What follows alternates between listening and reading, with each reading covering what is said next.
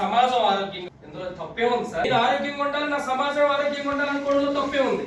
పోనీ ఈ business start చేయడానికి ఈ కంపెనీలో మెంబర్షిప్ కోసం పెట్టుబడి ఏమైనా ఉందా సార్? పెట్టుబడి ఏమైనా పెట్టారా?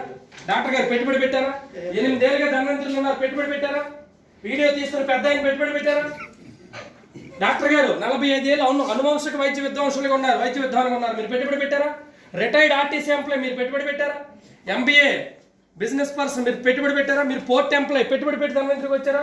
అమ్మా మీరు ఏంటమ్మా ఆర్పి అంటే మీ ఎండలో 200 గ్రూపులు ఉంటాయి కదమ్మా, మీరు ఏమైనా పెట్టుబడి పెట్టారా?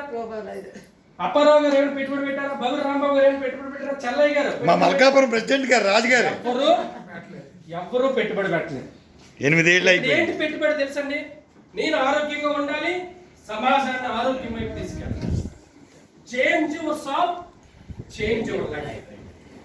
షాప్ చేంజ్ చేసుకోండి. ఎంతకాలం మెడికల్ షాప్లో ఉన్నా మీరు పేషెంటే.